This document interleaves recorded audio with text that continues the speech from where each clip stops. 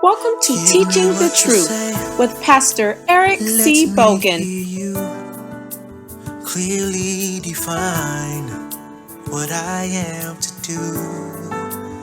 Let every word penetrate the heart. Let what is said leave them running to your arms.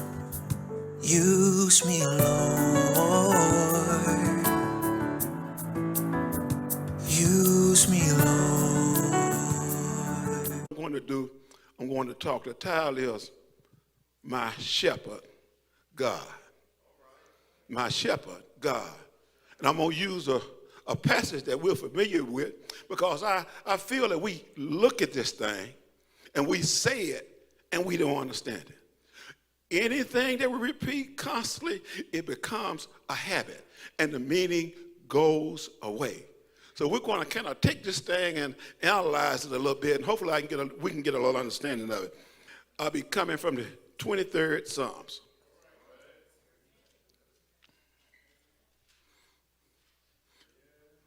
The Lord, do you have it? I know you know it. I know you know it. The Lord is my shepherd. The Lord is my shepherd. He's making me to lie down in green paths. He leadeth me beside the still water. He restoreth my soul. He leadeth me in the paths of righteousness for his name's sake. Yea, though I walk through the valley of the shadow of death, I will fear no evil, for thou art with me. Thy rod, thy staff, thy comfort me. Thou preparest a table before me in the presence of mine enemy. Thou anointest my head with oil. My cup runneth over. Surely, for sure, surely goodness and mercy shall follow me, not for a little while, all the days of my life, and I will dwell in the house of God forever. I'm going to dwell. Let me say a little bit. These verses have laid more sorrows to rest than all the philosophy of the world. It's returned to the depths of hell more sinister thoughts, and Satan-induced sorrows than all the sands of the seashores.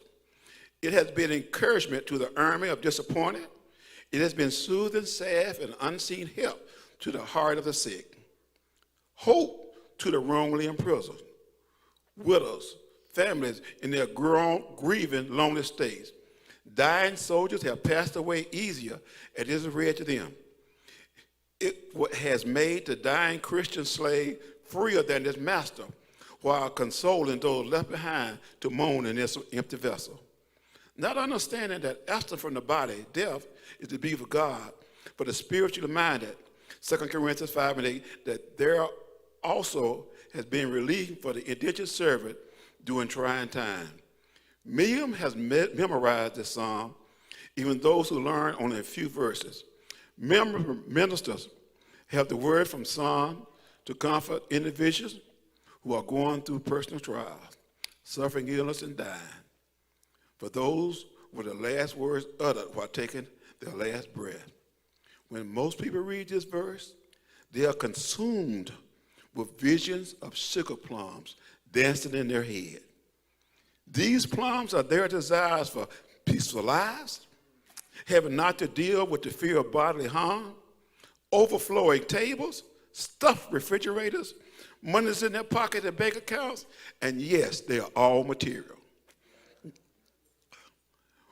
While the intent of the 23rd Psalm is to encourage Christian followers that the Lord has our backs during pandemics, economic downturns, political unrest, climate changes, and spiritual warfare. The Lord is my shepherd, and I shall not want. The Lord. I look at this word, and it meant Yahweh. And this is the part it meant self-existent God, eternal God. David is sitting here, he's talking to somebody, and he knows that the person he's talking to, he can depend on. He said, he said, I'm going, David states that the Lord is my shepherd. Let's examine this word, Lord.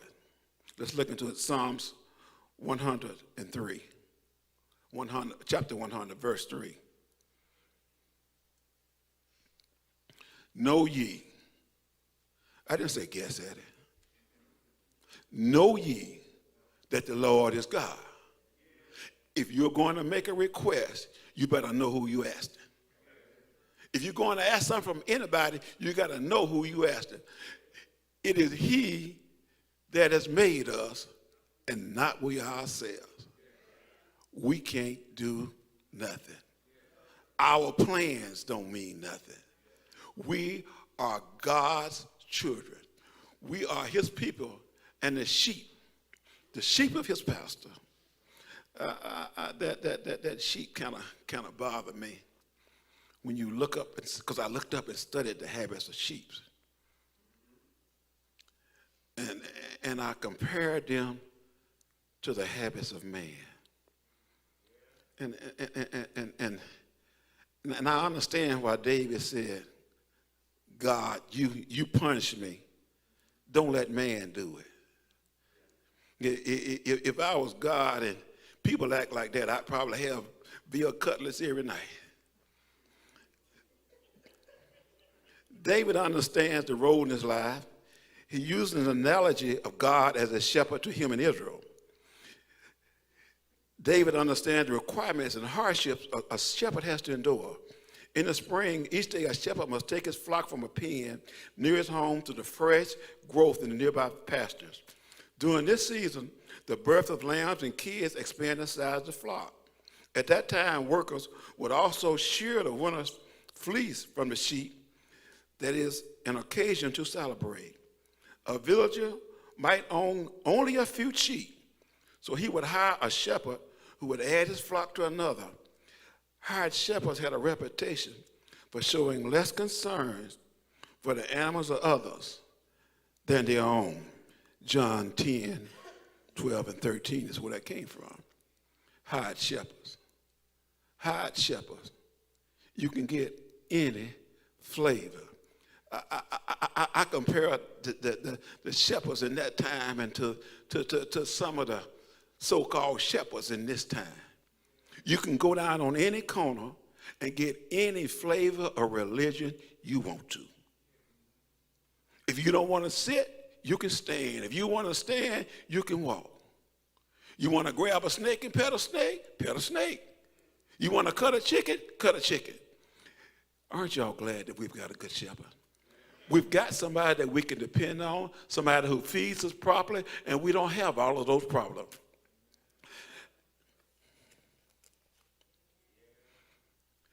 And in the evening, the shepherd counted sheep and checked the health of the sheep. And in the morning, he would call the sheep, the flock, and would follow him. And at midday, shepherds led the animals to the cool pools of water. And when the pools dried up, the shepherd guided them to a well.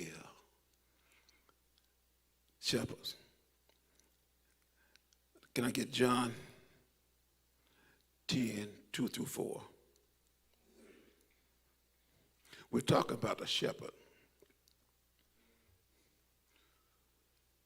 But he that entereth in by the door is the shepherd of the sheep. To him, the porter, the doorman, and the sheep hear his voice, and he called his own sheep by name.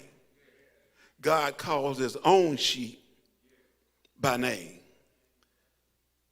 I see somewhere in Revelation where it said that in the end, and Pastor C has been talking about it, everybody will have their own name, a name that only God knows, and he will call us by that particular name. He who enters into the door but climbs some other way is the same as a thief and a robber. If you try to get in any kind of way, but through the straight gate, you are a thief and a robber. Jesus explained that everyone among the sheep is a true shepherd. Jesus explained that not everyone among the sheep is a true shepherd, but some are like thieves and robbers. One mark of being a robber and a thief is how they gain entry among the sheep. Toward the end of a dry season, toward the end of a dry season, a shepherd would move his flock to the coastal places. When the cold rains began, he would lead them back to the winter indoors. Otherwise, the animals could perish outside in the lashing wind, hailstorm and snow. From November through spring, shepherds would not graze their flocks outdoors. Do you know that people with small flocks actually brought their sheep in the house? They treated them like they were family. That's the way God do us when we stray out too far. He brings us in. He brings us in. We shouldn't have problems. Matthew 6, 25, 26. Therefore I say unto you, take no thought for your life. Right now we're wondering about circumstances. We're wondering about things. I see men arguing. I know a couple of guys, they argue about the state of politics. They call themselves Christians, and they say, we want to see Hillary, And they say, well, what you think about it? I say, I think they all crooks. If you're going to hang one, hang them all.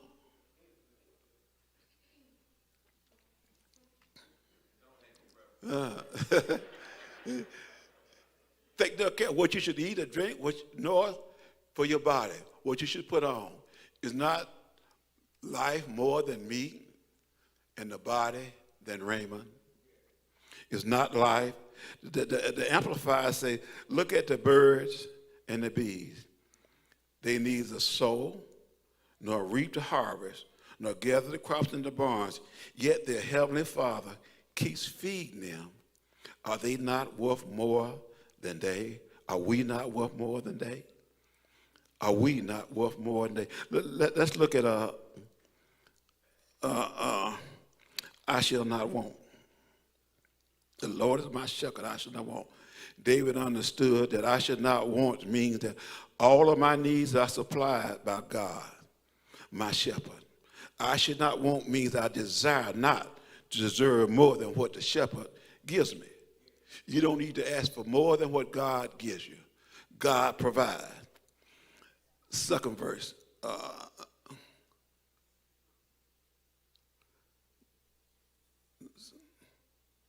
He makes me to lie down in green pastures. You know, it's a shame when somebody got to make you lay down.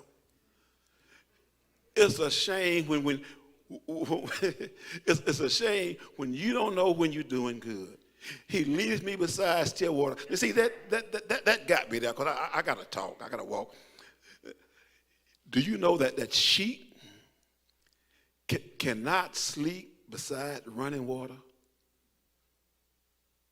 If the water's running and make a sound, they can't sleep. Kind of like Christians with a problem, they can't sleep.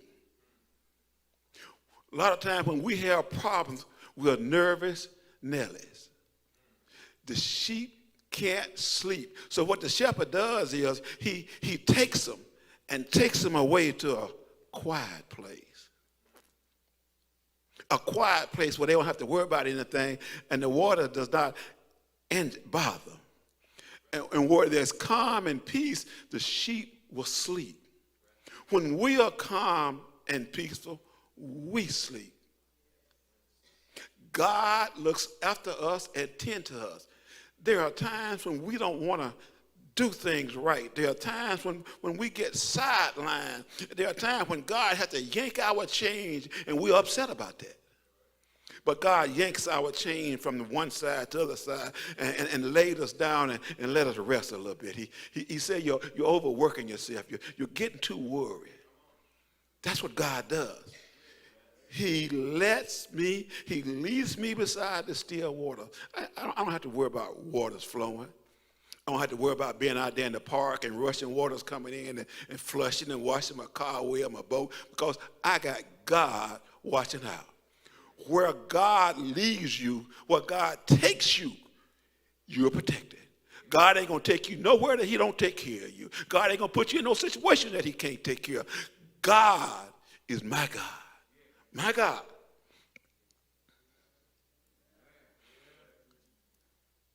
He leads me beside the still waters.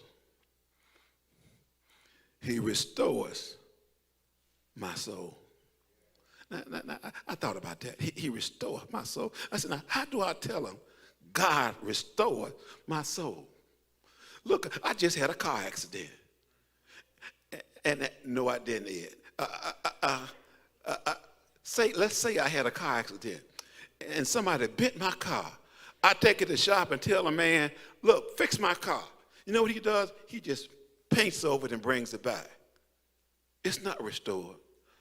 God takes that car, sands it down, bumps it out, put new metal, and when it gets back, it's like new. That's the way he do your soul when it's grimy, dirty, filled with sin. He takes it and washes it with his blood, and you come up all brand new. That's what God does. He restores me. All that I have lost, he restores. Everything that I desire, God restores. He leads me in the path of righteousness. Oh, now, I've been restored now. I got to get up and go to church, because once God restores you, your ambitions change, your mind change, your goals change. And I can't be over here on the left side of the road. I got to come on the right side of the road. I can't even be in the middle of the road. I'm in the path of righteousness. I'm in the path of righteousness for his name's sake. He leads me in the path of righteousness for his name's sake, not mine. Not mine. I don't deserve it. I don't even deserve the mercy and goodness and grace God's given me for his name's sake.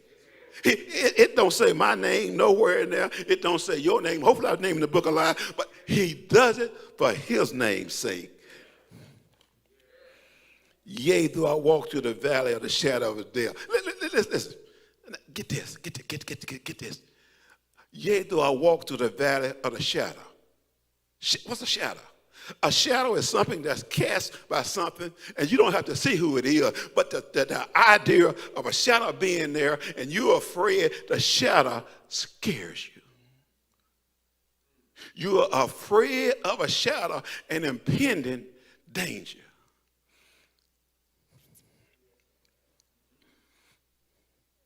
I will fear. Listen, I know that shadow is screaming, but I have no fear. I was in Vietnam, and I could hear the 105s, and we were over here, and the base camp was probably about a half a mile away, and you could hear the rounds coming over your head, and the rounds would go, but I had no fear because I knew they were going out.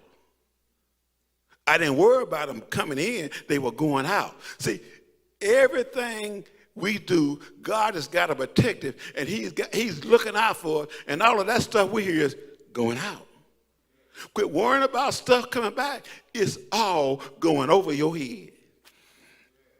For you, I would have no fear, for you are with me. For you. For you. God, the heavenly host, the eternal Father, you are with me. Not my M16, not my 9mm, not the Army, not the Shad, but you. When I went to Vietnam, I had two friends that died, and I knew them both. Matter of fact, we stayed within about 2 blocks of each other. One was a door gunner and one was a helicopter. One was a door gunner and one was an infantryman. And they were killed. They had their funeral about a week apart. And my number came up. That's when they had lottery numbers. I had my number. They hadn't been out for about a month or two. And I said, God, what you doing? I thought I was yours. And here my number is in the lottery. I got a letter saying, greetings. This is Uncle Sam. And here I am. Oh, you talking about somebody praying. And especially my two friends that just got here. I'm praying. Shed real tears. God said, quit it. Stop it. You are going over there and you're coming back. What's your problem? He said, you're coming back. My mom said, what did God tell you? I said, God said I'm coming back. She said, I told you to quit worrying, boy. God was with me. God was with me. Your rod, your staff. See, in those days, they had, I call it a club. Some of the guys put little nails in them, and we used to beat animals off that attacked the sheep. And they had a staff. The staff was mostly used to lean on or walk on. Some folks might call it a cane, or they could reach in and kind of get the animal out of bushes and thickets. The Bible says when God rules during the 1,000-year reign, he rules with an iron rod. The stuff you're getting away with now won't happen then. They comfort me. Now, see, these are weapons, defensive weapons, offensive weapons, defensive weapons. Well, anyway, they're used for protection. These weapons are going to be a comfort.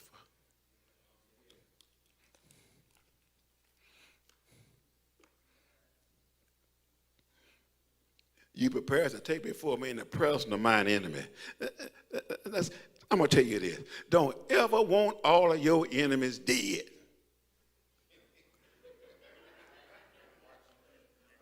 Why? I want somebody to look at me and say, there he is. I don't know what's wrong. Somebody with him. He prepared, look. He prepares a table. I got a table set up. Fine silverware, big feast. And I'm sitting at the head of the table, and they sitting around looking at me, eating their heart out, upset because I'm in a place of honor. I'm in a place, God placed me in a place of honor. He anointed my head with oil. Oh, I've been blessed. I'm sitting at the table, God bless me. Now look, my cup runneth over. I got a full table and a full refrigerator now. I've got everything that I want. And the devil sitting over there with his mouth all puffed out, upset, because God is blessing me. Surely goodness and mercy, surely, for sure, goodness and mercy shall follow me all the days of my life. I'm not talking about a little while. God's going to follow me all the days of my life. And I will dwell in the house of the Lord forever. I'm going to dwell. I'm going to be with God. Pastor C said, one thing that I desire. Is that what you said? One thing that I desire is that I might dwell in the house of the Lord. That's the one thing I'm trying to do. That's the one thing I'm trying to accomplish. David knew that. I want to be with God, and God's going to take care of me. One thing I desire. I desire to be with God. I desire to do right. I desire to do those things that will get me to my destination. I love y'all. Thank you. Give me what to say. Let me hear you. Thank you for listening. If this teaching has been a blessing to you and you'd like to partner with our ministry to share the message of Jesus Christ, please visit our website at www.hmclive.org and click the donate button. If you're in our area, we invite you to join us at 4317 Lippincott Boulevard, Burton, Michigan, 48519. Harris Memorial Church of God in Christ, teaching the truth and showing the love. Use me, Lord.